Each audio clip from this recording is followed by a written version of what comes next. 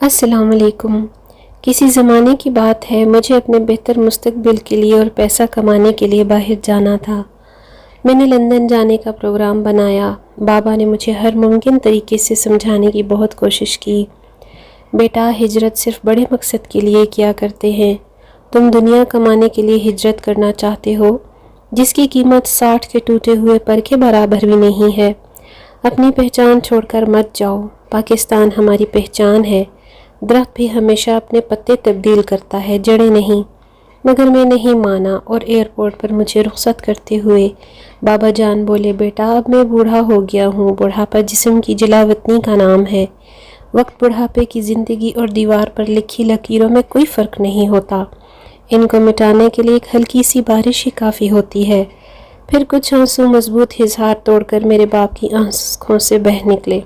وہ مجھے بولے، بیٹا پچھتاؤ گے، اور پچھتاوا عمر ضائع کر دیتا ہے، اور پھر آدمی کو کسی سمندر کی لہروں کا شور عمر بھر سونے نہیں دیتا۔ بابا جان بولے میرا ہاتھ پکڑ کر، سنو تم خواب ہو میرے، سنو تم خواب ہو میرے۔ پھر مجھے گلے لگا کر میری طرف دیکھے بغیر ایئرپورٹ سے باہر نکل گئے۔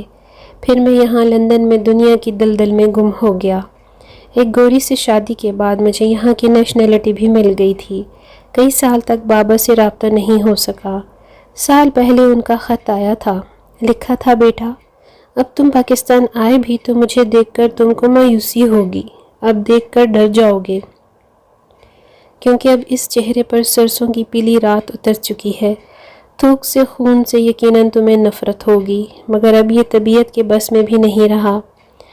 اب تو تم مجھ سے پیار نہیں کر سکو گے۔ آ جاؤ بیٹا، مجھے تمہاری جدائی نے مار دیا ہے، ورنہ میں اپنے مرنے تک جینا چاہتا تھا۔ بیٹا میری آنکھوں کا دریا بھی سوکھ گیا ہے۔ افسوس میرے پاس اتنا وقت بھی نہیں تھا کہ 2 جملوں کا حصہ اس خط کا جواب دے دیتا۔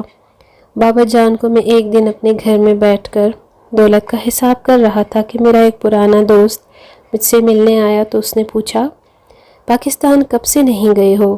تو میں نے اس کو جواب دیا، سوچ رہا ہوں اگلے برس جاؤں گا، بابا سے ملنا ہے۔ اس نے حیرانی سے میری طرف دیکھا، اور تم پاگل ہو کیا؟ تمہیں کچھ بھی معلوم نہیں؟ مجھے اچانک اچنبھا ہوا۔ کیوں، کیا ہوا؟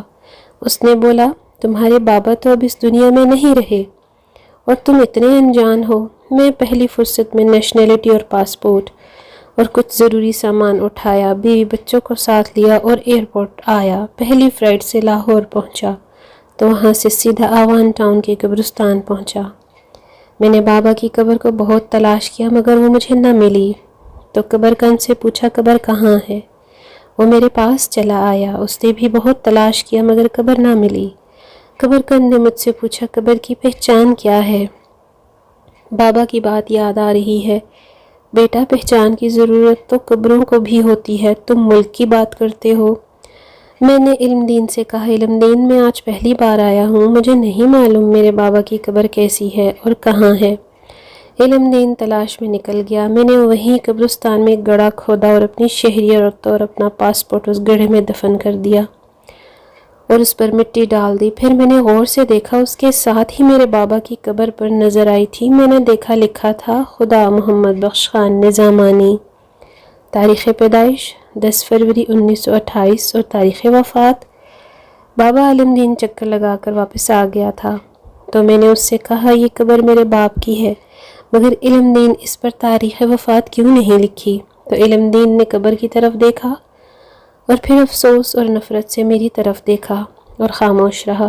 پھر کچھ دیر بعد بولا، مجھے تاریخ تو یاد نہیں ہے، شاید 4 مہینے پہلے کی بات ہے جب میں نے یہ قبر بنائی تھی، مگر اس پر کتبہ کوئی نہیں تھا۔ پھر ایک رات جب چکر لگانے آیا تو انتہائی خوبصورت انسان جس کا چہرہ نور سے چمک رہا تھا اس قبر پر کتبہ نصب کر رہا تھا۔ وہ کوئی انسان نہیں، شاید کوئی فرشتہ تھا۔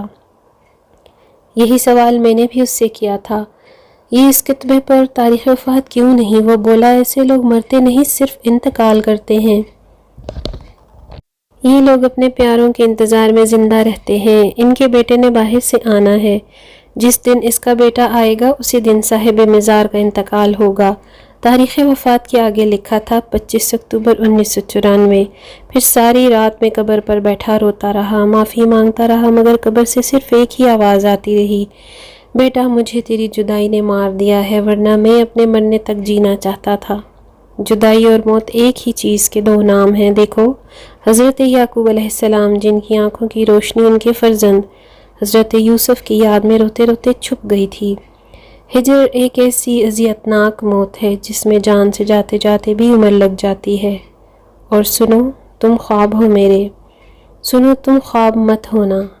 لاہور کی گلیوں میں جہاں جہاں سے وہ گزرتا کالی چادر اوڑھ لیتا تھا، وہاں ایک ملنگ بے تحاشا بڑے بالوں کے ساتھ چاندنی میں پھرتا نظر آتا ہے۔ رات ہوتی ہے تو ساگر کی طرح کسی بھی فٹ پاتھ پر لیٹ جاتا ہے، مگر آج تک اسے کسی نے سوئے ہوئے نہیں دیکھا۔